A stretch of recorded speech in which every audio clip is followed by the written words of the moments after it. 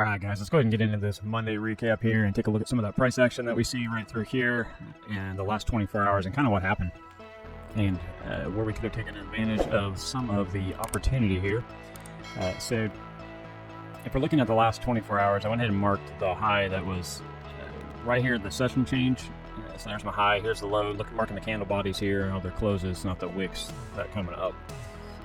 So there was an area right here that I was watching as well, just because it kind of fought in this area for a while, and you can see that there's this up pattern up through here, and this is kind of analyzing the last 24 hours, and there's your kind of your target that we would expect to hit here. And you can see that it came out here on the 15 minutes. So if you were going to take advantage of this, this move had already started to play back here for you. So you can see that it kind of came up and it then went ahead and started to go through this breakout. And watching to see how it played here in the morning, you don't want to jump into it too early, but once you start getting into the day, you can see that things are starting to actually play out. And this key area is, are we going to hold it? So you can see as it's coming up and respecting to the 21, we can go into the 5 minute. So this is about 9:45 here on the 15 minute. And if we go back into that price action, if you're going to look at this on the 5 and you take your entry now that that's being respected, here is that area right here that you'd be looking for. You can see that it was kind of rough. The bigger move was right up through here, obviously in the morning, and then it started to move. And if it's going to go to target, that's kind of the area you want to look for it to take off. And if you're above the 200 right here, and you're playing with that 221 on the 5 minute. So ideally what you're looking for now that this is set up, if you hadn't got in here and things were kind of playing along here, what your thought is, are we actually going to break out? Now, if you said, hey, when it gets back to the 21, I'm going to get in. And for me, I'd be watching these two key levels. That's what I'd be putting my stop at. Of course, I'd be looking for it to go to target up here, the full extension. So you could have done something like that. Now, the downfall of this is, yeah, it took off, but it couldn't break this area. This is what you're watching for anytime you get into a trade, is this right here. You're saying, hey, can we take out this area? If I get in here, I need to see it take out this area. Otherwise, you made it a lower high, and a lower high means it's going to come back down. And this is why you always want to get out the 21, because technically, if you're looking at this, you got rejection here. So that means that this move coming out of here, if you're getting in as it breaking through, because you're looking at that 15 minute, the 15 minutes that it's ready to go. So here it is. You got the rejection, it came back down, and technically this trade you would have got out pretty much a break even or right in that area. Now, it doesn't mean you necessarily need to abandon the trade, right? You're waiting for it to reset back up. It's still set up on the 15. If we went out and looked at that 15, it's still above the 21 on the 15 as well. So we can go reevaluate it. Let's go back into the 5 minute again. And we could basically say, hey, well, if we're going to hold, we're already holding the other moving averages. Everything was looking good. So we could try this again and rebuild the target again and see if we can get the move. So if I get back above this 21, yeah, the entry was better down here. And in this case, if you just held it, you would have been better off. But it could have easily, this rejection right here could have easily said, no, we're going to go down. So you could do two things here, because this is the new pattern. Really, it's kind of chasing that 21, right? So you're looking at something like in this, here's your bull flag in here now, and you expect for this to run up. And this is where you gotta be careful of constantly just drawing the breakouts really right here. So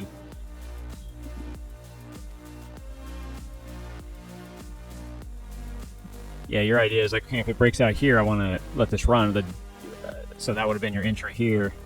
And you could have went to first target or at this next target. And you can see this stared right back down, did the exact same thing for you depending on how you were trading. That could be the frustrating part, but you're sticking to the system, and that's success.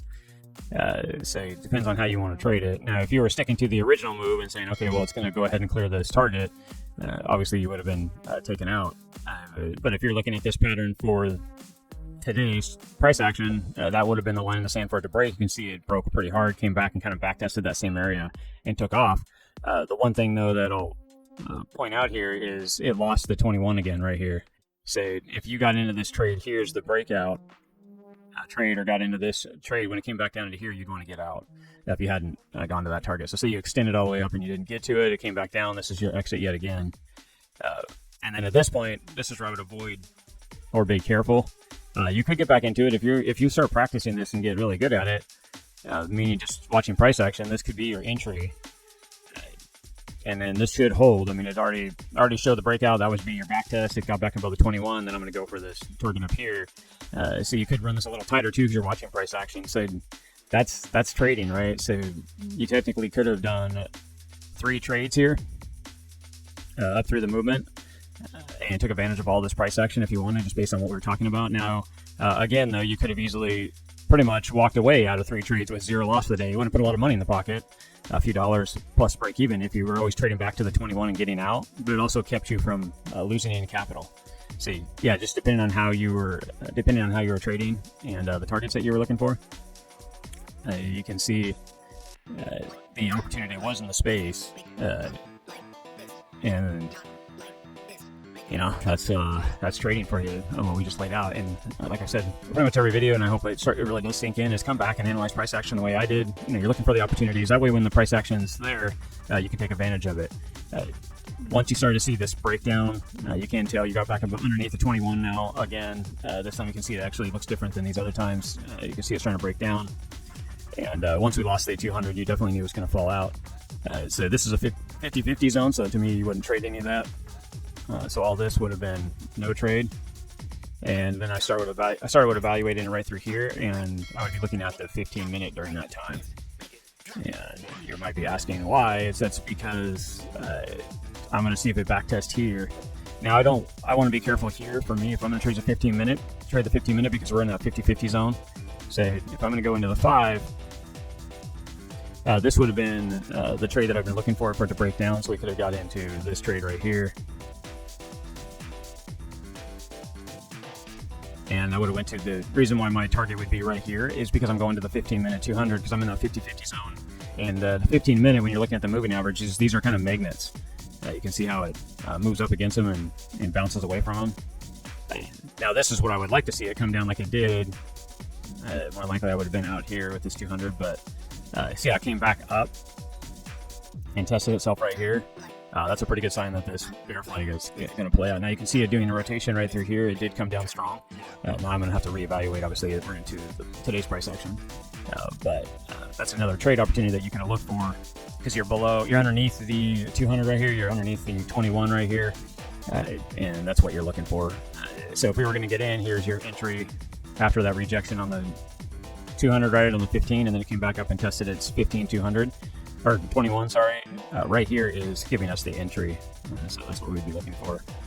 Target, I'd have to go out and evaluate, but worst case, you would have got out right through here as it broke up through that 21, and there was another small opportunity that you could have taken advantage of. So you can see we're taking just little small bite-sized opportunities out of the price action here. We're not asking for big movement in price action.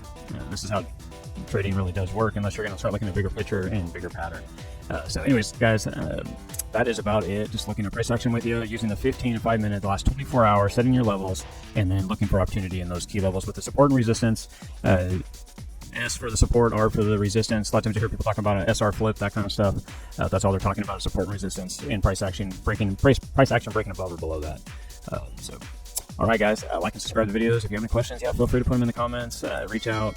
We definitely want to help you where we can and look at price action, take advantage, and grow with each other. So we'll talk to you soon. See you next recap. Thank you, guys.